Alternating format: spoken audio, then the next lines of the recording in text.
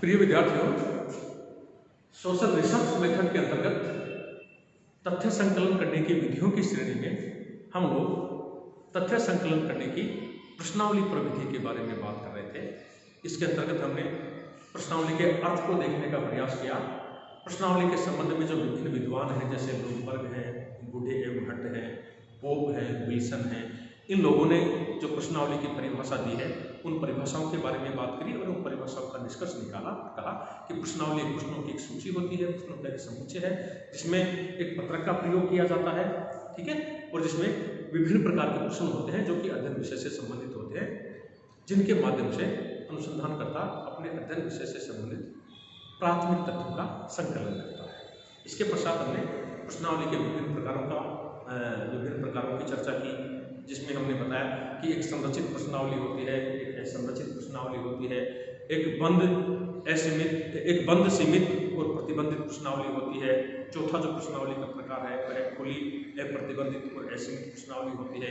पांचवा जो प्रकार बताया गया है प्रश्नावली का वो है चित्रमयी प्रश्नावली, और छठा और अंतिम प्रश्नावली का प्रकार जो आपको गत कक्षा में बताया गया वो होता है मिश्रित प्रश्नावली। तो इस प्रकार से सामाजिक विज्ञानों में तथ्य संकलन करने के लिए प्रश्नावली प्रविधि काम में ली जाती है, जो कि अन्य प्रविधियों से कुछ पृथक है। और अन्य विधियों से पृथक इसलिए भी है, गत कक्षा में भी हमने आपको बताने का प्रयास किया था कि जब अध्ययन क्षेत्र बहुत व्यापक होता है, प्रत्येक उत्तरदाता से प्रत्यक्ष रूप से संपर्क करना अनुसंधानकर्ता के लिए असंभव होता है, क्योंकि कोई भी सामाजिक शोध हो, अनुसंधान हो, उसकी एक लिमिट होती है, उसको एक समय सीमा में पूर्ण करना होता है। अध्ययनकर्ता के पास जो धन होता है, उस धन के मद्देनजर भी शोध को पूर्ण करना होता है और उसकी ऊर्जा का भी ध्यान रखना पड़ता है। तो अध्ययन क्षेत्र जब बहुत व्यापक होता है, जिस स्थिति में उस स्थिति में अनुसंधानकर्ता का प्रत्येक उत्तरदाता से प्रत्यक्ष रूप से संपर्क करना संभव नहीं होता है। ऐसी उस स्थिति में सामान्यतः प्रश्नावली प्रविधि को काम में लिया जाता है, क्योंकि प्रश्नावली प्रविधि एक ऐसी प्रविधि है जिसमें अनुसंधानकर्ता और उत्तरदाता आमने सामने नहीं होते, बल्कि प्रश्नावली को डाक के माध्यम से उत्तरदाता के पास भिजवाया जाता है, उसका जवाब उत्तरदाता पढ़ता है और अनुसंधानकर्ता को भेज देता है। इस प्रकार से जब अध्ययन क्षेत्र बहुत व्यापक होता है, उस स्थिति में प्रश्नावली प्रविधि को काम में लिया जाता है। ठीक है, ये सारी बातें हम पिछली कक्षा में कर चुके हैं, और हमने ये भी बताने का प्रयास किया था कि जिस प्रकार के प्रश्न होंगे सामाजिक विज्ञानों में, प्रश्नावली का नाम भी वही होगा। जैसे बंद प्रकार के प्रश्न, तो वह बंद, सीमित और प्रतिबंधित प्रश्नावली है। ठीक है, इसी प्रकार से जब प्रश्नों के उत्तर चित्रों के माध्यम से, बंद टाइप का ही प्रश्नावली है एक प्रकार से, जब चित्रों के माध्यम से उसके सामने विकल्प प्रस्तुत कर दिए जाते हैं तो उसको चित्र में प्रश्नावली कहा जाता है। मिश्रित प्रश्नावली से तात्पर्य जब सब प्रकार के प्रश्न हो उसको मिश्रित प्रश्नावली कह दिया जाता है। ये सारी बातें हम गत कक्षा में कर चुके हैं। आज हम लोग प्रश्नावली के इम्पोर्टेंस की बात करेंगे कि प्रश्नावली का क्या महत्व है सामाजिक विज्ञानों में, अनुसंधान में, प्रश्नावली प्रविधि की क्या लिमिट्स हैं, क्या डिमेरिट्स हैं, क्या सीमाएं हैं, प्रश्नावली प्रविधि को कैसे काम में लिया जाता है, प्रश्नावली का निर्माण कैसे किया जाता है, या प्रश्नावली के उपयोग की क्या प्रक्रिया है। इसके महत्व की जहां तक बात करें, हम यह कह सकते हैं कि इसके अंतर्गत, प्रश्नावली प्रविधि के अंतर्गत विस्तृत जनसंख्या का अध्ययन किया जाता है। ये हम पूर्व में ही स्पष्ट कर चुके हैं। जब अध्ययन क्षेत्र बहुत व्यापक होता है तो अन्य तथ्य संकलन करने की अन्य प्रविधियों की तुलना में प्रश्नावली एक ऐसी प्रविधि है जिसके माध्यम से अनुसंधानकर्ता अपने अध्ययन विषय से संबंधित तथ्यों को संकलित कर सकता है। इसलिए विस्तृत जनसंख्या का अध्ययन करने के लिए यह बहुत उपयोगी है। इसका अगला महत्व है कि इसमें बहुत कम खर्चा होता है, क्योंकि आपको बताया था कि अनुसंधानकर्ता अध्ययन क्षेत्र में नहीं जाता है, उत्तरदाता से प्रत्यक्ष रूप से संपर्क नहीं करता है। ऐसी स्थिति में अनुसंधानकर्ता का धन भी कम खर्च होता है, समय भी कम खर्च होता है, ऊर्जा भी कम खर्च होती है। ठीक है, नेक्स्ट जो इसका महत्व है वो है कि इसमें सूचनाएं शीघ्र प्राप्त हो जाती है, क्योंकि खुद को तो जाना ही नहीं पड़ रहा, डाक के माध्यम से भेजा जाता है, डाक के माध्यम से प्राप्त की जाती है। तो एक निश्चित सीमा में, डाक की जो निश्चित सीमा है उसके अंतर्गत उत्तरदाता के द्वारा जो उत्तर प्रेषित किए जाते हैं वो अनुसंधानकर्ता को एक निश्चित सीमा में मिल जाते हैं। तो इसमें समय का बचत होती है, धन की बचत होती है, ऊर्जा की बचत होती है, सूचनाओं को बार बार प्राप्त करने में सहायक है। ठीक है, मान लीजिए कि किसी उत्तरदाता ने ठीक से जवाब नहीं दिए हैं या समय पर जवाब नहीं दिया, तो उसको पुनः रिमाइंड करवाया जा सकता है, उसको दोबारा लिखा जा सकता है कि वो अपने प्रश्नों का जवाब दे। स्वतंत्र तथा प्रामाणिक सूचना है। इससे तात्पर्य यह है कि प्रश्नावली प्रविधि के माध्यम से जो सूचनाएं प्राप्त होती है, जो डेटा कलेक्ट किए जाते हैं, वो प्रामाणिक होते हैं, क्योंकि इसमें एक अनुसंधानकर्ता होता है और एक उत्तरदाता है। तीसरा व्यक्ति या तीसरा समूह इसमें सम्मिलित नहीं है। इसलिए ये एक प्रकार से प्रामाणिक है कि बिना किसी मिलावट के तथ्य इसमें प्राप्त हो जाते हैं और अनुसंधानकर्ता अपने शोध को पूर्ण कर सकता है। सुगमता है, कार्य प्रणाली इसकी सरल है, सहज है, क्योंकि सीधी सी बात है कि उत्तरदाता को प्रश्नों की सूची भेज दी गई, उत्तरदाता ने प्रश्नों की सूची अनुसंधानकर्ता को भेज दी, तो काम में लेने की है, सरल है और सुगम है। स्वयं प्रशासित है, अनुसंधानकर्ता और उत्तरदाता के मध्य मैंने बताया कि कोई तीसरा पक्ष नहीं होता है, इसलिए स्वयं प्रशासित पद्धति है। पक्षपात रहित है, ठीक है, क्योंकि उत्तरदाता और अनुसंधानकर्ता के अलावा तीसरा पक्ष नहीं है, इसलिए उत्तरदाता ने जो जवाब दिए हैं वे सामान्यतः प्रमाणित होते हैं, क्योंकि उसमें किसी प्रकार की मिलावट होने की संभावना नहीं होती। एक और महत्वपूर्ण बात, अन्य तथ्य संकलन करने की प्रविधियों की तुलना में प्रश्नावली प्रविधि इसलिए भी आवश्यक है, महत्वपूर्ण है, क्योंकि उत्तरदाता या व्यक्ति का यह स्वभाव होता है कि वो आजकल एकाकी, वर्तमान समाज में व्यक्ति एकाकीपन, अकेलापन महसूस कर रहा है, क्योंकि किसी भी व्यक्ति को अपने मन की बात साझा करने के लिए कोई दूसरा व्यक्ति नहीं मिलता है, सब अपने अपने हाल में मस्त हैं, सब लोग व्यस्त हैं। तो प्रश्नावली एक ऐसी पद्धति है जिसके माध्यम से उत्तरदाता अपने विचारों को अभिव्यक्त कर सकता है बिना किसी दूसरे व्यक्ति को बताए, दूसरे व्यक्ति से विचार साझा किए। अपने मन के जो उद्गार हैं, वो मन के उद्गार उत्तरदाता इस प्रश्नावली पद्धति के माध्यम से व्यक्त कर सकता है, अपने यूं कहो कि भड़ास निकाल सकता है, या उसके मन में अध्ययन विषय से संबंधित जो भी विचार है उन विचारों को खुलकर प्रकट कर सकता है। पुनरावृत्ति संभव है, हम बात करेंगे, आपको कल भी हमने आपको बताने की कोशिश की थी पिछली कक्षा में कि प्रश्नावली की जो प्रक्रिया है कि कैसे इसको काम में लिया जाता है, इसमें पुनरावृत्ति की संभावना है, क्योंकि प्रश्नों की सूची के साथ हमने आपको बताया था कि एक सहगामी पत्र लिखा जाता है। जब सहगामी पत्र प्रश्नावली के साथ भेजा जाता है और मान लीजिए कि कोई उत्तरदाता उसका जवाब नहीं देता, तो उसके लिए फिर एक अनुगामी पत्र पुनः उसको रिमाइंड करवाने के लिए लिखा जाता है। हम लोग अभी बात करेंगे कि सहगामी पत्र और अनुगामी पत्र क्या है, जिसको हमने कहा था कि कल एक रिक्वेस्ट लेटर होता है, एक आग्रह पत्र होता है, उसको सामाजिक विज्ञानों में सहगामी पत्र कहा जाता है, जिसमें अनुसंधानकर्ता रिक्वेस्ट करता है कि मेरे प्रश्नों का जवाब दिया जाए, आपके द्वारा दी गई जानकारी को जो है गुप्त रखा जाएगा, सार्वजनिक नहीं किया जाएगा। तो ये सुगम प्रणाली है, उत्तरदाता खुलकर अपने विचार व्यक्त कर सकता है, वैज्ञानिक प्रकृति है, ठीक है, गुप्त सूचनाएं संभव है। जैसा कि हमने आपको बताया कि कोई भी व्यक्ति अपने गुप्त विचार व्यक्त करना नहीं चाहता, लेकिन उसका एक विश्वास है कि मैं जो विचार व्यक्त कर रहा हूँ वो मेरे और अनुसंधानकर्ता के बीच ही सीमित रहेंगे, किसी तीसरे पक्ष को देखने का मौका नहीं मिलेगा, मेरे विचारों के बारे में, मेरे सूचनाओं के बारे में किसी तीसरे पक्ष को जानकारी नहीं होगी, इसलिए वो गुप्त सूचनाएं भी प्रश्नावली पद्धति के माध्यम से प्रेषित कर देता है। वस्तुनिष्ठ सूचनाओं की संभावना है, जैसे कि आपको बताया कि इसी प्रकार के प्रश्न होते हैं, इन प्रश्नों का जवाब इस प्रकार से होता है। तुलनात्मक रूप से सरल पद्धति है, क्योंकि सरल पद्धति के मायने हमने आपको बताया कि इसमें अध्ययनकर्ता उत्तरदाता अध्ययन क्षेत्र में जाता ही नहीं है। सबसे महत्वपूर्ण सरलता तो यह है कि उसको घर बैठे अपने अध्ययन विषय से संबंधित बात मिल जाते हैं, इसलिए सरल पद्धति है अन्य विधियों की तुलना में। इसकी कुछ कमियां भी हैं। कमियां क्या है जिसके बारे में हम आपको यहां बताना चाहेंगे। पहली बात कि जो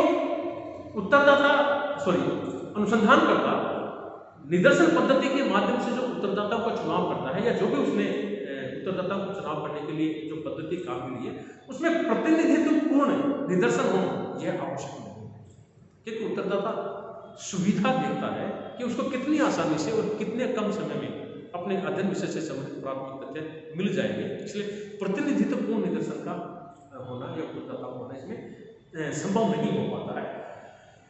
अपूर्ण सूचनाएं मिलती हैं, जो भी सूचनाएं दी उत्तरदाता ने उनको माना जाता है, क्योंकि इसमें अनुसंधानकर्ता का उत्तरदाता पर किसी प्रकार का नियंत्रण नहीं होता है। प्रत्युत्तर की प्राप्ति की समस्या है। मान लीजिए आपने किसी उत्तरदाता को अपने प्रश्नों की सूची भेज दी, प्रश्नावली भेज दी, और उसने उस प्रश्नावली का जवाब नहीं दिया, प्रश्नों का जवाब नहीं दिया, तो अनुसंधानकर्ता उस उत्तरदाता का कुछ नहीं कर सकते, क्योंकि पहली बात तो कि प्रत्यक्ष रूप से अनुसंधानकर्ता उत्तरदाता के सामने नहीं है, किसी भी प्रकार का नियंत्रण उत्तरदाता पर नहीं है। ठीक है, इसका मतलब आपने प्रश्नावली भेजी, सहगामी पत्र भी भेजा, एक समय सीमा के पश्चात आपने अनुगामी पत्र भी लिखा, ठीक है, उसके बाद आपने पुनः प्रश्नावली भेजी, 2 बार 3 बार 4 बार आपने अनुसंधानकर्ता के पास प्रश्नावली भेजी। अनुसंधानकर्ता की दृष्टि या यूँ कहो कि उत्तरदाता जो है किसी अपरिचित व्यक्ति का या चाहे परिचित हो तो भी क्या है, प्रश्नों का जवाब देने के लिए बाध्य नहीं है, इसलिए इसमें प्रत्युत्तर की संभावना होती है। उत्तर लिखने में अनुसंधानकर्ता की सहायता का अभाव है, क्योंकि अनुसंधानकर्ता उत्तरदाता के सामने नहीं होता। उत्तरदाता को लगता है इस प्रश्न का जवाब ये होगा, जो भी भाषा उसको समझ में आई उसने अपने ढंग से प्रश्नों का जवाब दे दिया, तो क्लियरिफिकेशन डेटाज में जो है यहाँ पर नहीं होता है। सार्वभौमिक प्रश्नों का अभाव होता है, ठीक है, खराब लेख है, क्योंकि उत्तरदाता जितना पढ़ा लिखा है, जितना समझ पाया वो अपने ढंग से उसका जवाब दे देता है। गहन अध्ययन संभव नहीं है, फौरी तौर पर तथ्य यहाँ पर प्राप्त होते हैं अनुसंधानकर्ता को अविश्वसनीय सूचनाएं होती है, क्योंकि उत्तरदाता ने आपके प्रश्नों का जो जवाब दिया है वो विश्वसनीय है या कैसे माना जाएगा, इसकी प्रामाणिकता को कैसे प्रामाणिकता की कसौटी पर उसको कैसे खरा उतारा जाएगा। जो भी उत्तरदाता ने आपको सूचनाएं दी उनको आपको सही मानना पड़ेगा। इसलिए हम कह सकते हैं कि सूचनाओं में जो है विश्वसनीयता नहीं होती है, व्यक्तिगत संकल्प का अभाव होता है, क्योंकि जो अवलोकन है, एकल अध्ययन पद्धति है, अनुसूची है, साक्षात्कार है, उसमें अनुसंधानकर्ता क्या है कि जितना अधिक अनुभवी होगा वे अपने अनुभव का फायदा उठाते हुए उत्तरदाता को प्रभावित करके जो है आमने सामने के संबंधों से प्रभावित करके वो जिस प्रकार के तथ्य संकलित करना चाहे वो कर सकता है, जबकि इस प्रणाली का प्रश्नावली पद्धति में अभाव है, ठीक है। इसके अतिरिक्त हम कहें कि सार्वजनिक प्रश्नों के निर्माण संभव नहीं है, और इसका मतलब यह है कि आप अनुसंधानकर्ता से उसके व्यक्तिगत तथ्य संकलित कर सकते हैं, सार्वजनिक तथ्यों का इसमें अभाव होता है। तो ये कुछ डिमेरिट्स भी थी, कुछ कमियां भी थी प्रश्नावली पद्धति की, जिसके कारण सामाजिक विज्ञान में समानता है इसको कम काम में लिया जाता है। इसके अतिरिक्त हम बात कर रहे थे सहगामी पत्र और अनुगामी पत्र की। हमने आपको बताया था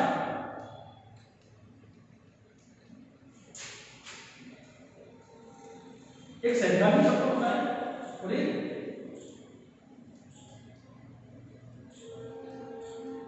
अनुगामी पत्र होता है। हम बात कर रहे थे कि इसके प्रश्नावली प्रविधि की प्रणाली क्या है, इसको काम में कैसे लिया जाता है। इसमें हमने आपको बताने की कोशिश की थी कि एक बड़ा लिफाफा होता है जिस बड़े लिफाफे पर उत्तरदाता का पता लिखा हुआ होता है, अनुसंधानकर्ता के द्वारा उस पर डाक लगाई जाती है। इस बड़े लिफाफे के अंदर एक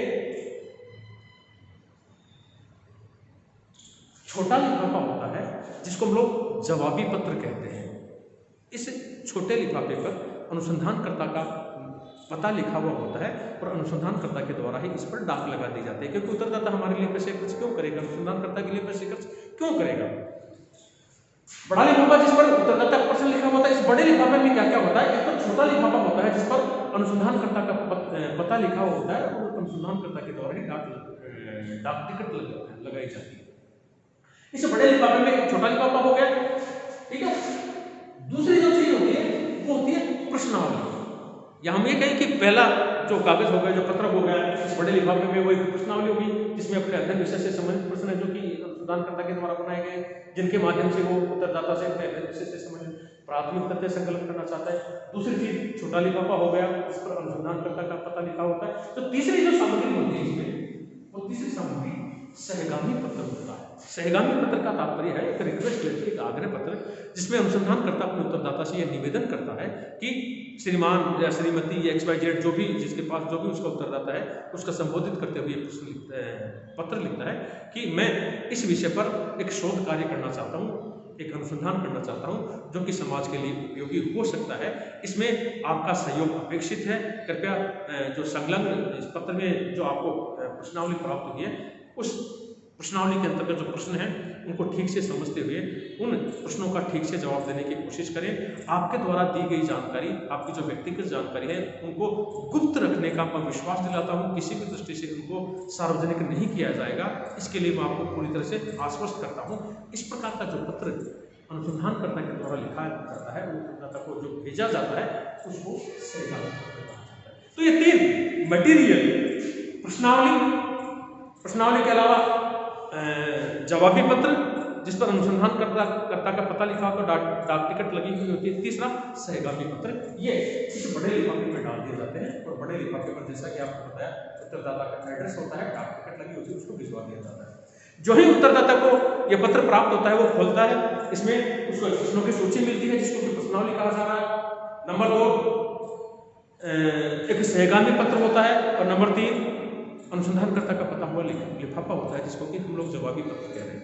उस पत्र को पढ़ता है और पत्र को पढ़कर समझकर उस प्रश्नावली में जो प्रश्न है उन प्रश्नों का जवाब देने की कोशिश करता है और जवाब देकर उस जवाबी पत्र में डालकर उसको लेटर बॉक्स में डाल देता है, जो कि अनुसंधानकर्ता को प्राप्त हो जाता है और उससे जो तथ्य संकलित होते हैं उनके माध्यम से वो अपनी शोध को पूर्ण करता है। ये प्रक्रिया है प्रश्नावली प्रणाली को काम में लेने की सामाजिक विज्ञान में। हमने अभी आपको बताया कि अनुसंधान के अंतर्गत उत्तरदाता आपको आपके प्रश्नों के जवाब देने के लिए बाध्य नहीं है। वो क्यों आपके लिए समय खर्च करेगा, वो क्यों आपके लिए इतना टाइम वेस्ट करेगा, वो क्यों अपना जो प्रश्नों का जवाब देगा, वो क्यों अपना दिमाग लगाएगा। तो पहली बात तो सहगामी पत्र होता है, उसकी भाषा कैसी है उस पर काफी कुछ निर्भर करता है और ये निर्भर करता है कि अनुसंधानकर्ता कितना अनुभवी है, वो अपने उत्तरदाता को जो कि उससे अपरिचित है उसको कैसे प्रभावित कर सकता है कि उसके प्रश्नों का जवाब वो दे सके।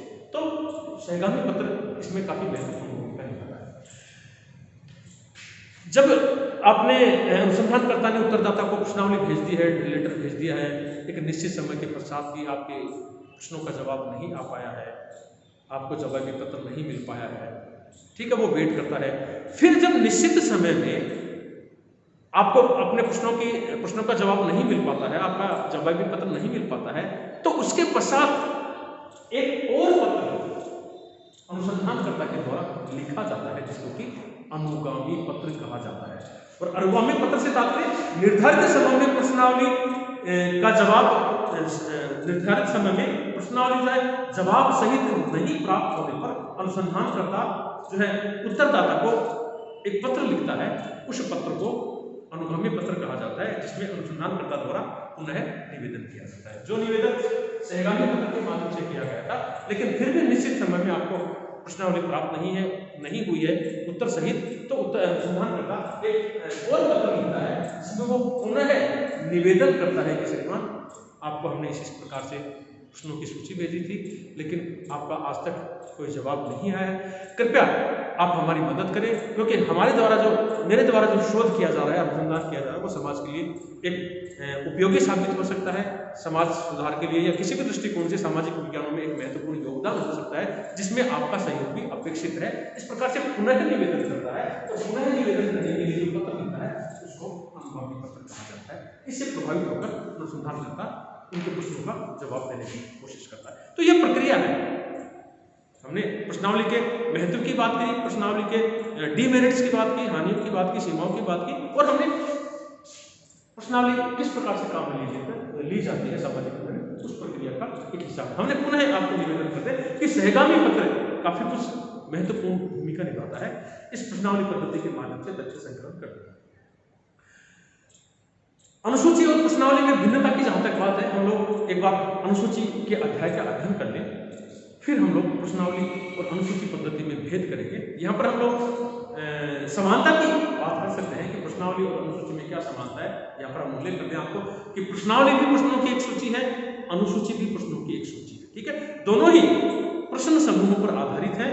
प्रथम स्तरीय सूचनाओं का संकलन दोनों में किया जाता है, दोनों ही अनुसूची के माध्यम से भी प्राथमिक तथ्यों का संकलन किया जाता है, प्रश्नावली के माध्यम से प्रश्नों का तथ्य संकलन किया जाता है। दोनों की प्रश्न रचना समान होती है, लेकिन दोनों में एक जैसे प्रश्न होते हैं, ठीक है। बाह्य स्वरूप मिलते जुलते दोनों में देखने को मिलते हैं, बस इनके काम में लेने का तरीका अलग अलग है। वो ये है कि अनुसूची को तो अनुसंधानकर्ता अध्ययन क्षेत्र में अपने साथ लेकर जाता है और प्रत्यक्ष रूप से उत्तरदाता के सामने सवाल जवाब करके अपने तथ्यों को संकलित करता है, जबकि प्रश्नावली विधि में अनुसंधानकर्ता और उत्तरदाता आमने सामने नहीं होते, क्योंकि इसको डाक के माध्यम से भेजा जाता है। सबसे बड़ी महत्वपूर्ण विशेषता वो है, दो विशेषताएं हैं अंतर की, जहां तक हम लोग संक्षिप्त रूप में बात करें, विस्तार से हम लोग अनुसूची का अध्ययन करने के बाद में बात करेंगे। प्रश्नावली और अनुसूची में जो मोटा मोटा भेद है वही है कि पहली बात तो प्रश्नावली विधि को प्रश्नावली को डाक के माध्यम से भिजवाया जाता है, अनुसूची अनुसंधानकर्ता खुद साथ लेकर प्रश्नों की सूची को साथ लेकर अध्ययन क्षेत्र में जाता है और उत्तरदाता से प्रत्यक्ष रूप से मिलकर तथ्यों को संकलित करता है, प्राथमिक तथ्यों को संकलित करता है। नंबर 2, प्रश्नावली पद्धति में यह जरूरी है कि उत्तरदाता साक्षर हो, क्योंकि पढ़ा लिखा होगा तभी आपके प्रश्नों को पढ़ पाएगा और उनका जवाब दे पाएगा, जबकि अनुसूची में यह आवश्यक नहीं है कि उत्तरदाता साक्षर हो, पढ़ा लिखा हो, क्योंकि उसमें तो अनुसंधानकर्ता प्रश्नों को समझाने में मदद कर सकता है, क्योंकि वो प्रत्यक्ष रूप से अनुसंधान करता है, उत्तरदाता आमने सामने है, जबकि प्रश्नावली विधि में अनुसंधानकर्ता की अनुपस्थिति में ही उत्तरदाता को जवाब देने होते हैं। ये मोटे मोटे 2 भेद थे। विस्तार से अनुसूची और प्रश्नावली में हम अंतर करेंगे जब हम अनुसूची के अध्याय का अध्ययन करेंगे। आज के लिए इतना ही काफी है। Thank you.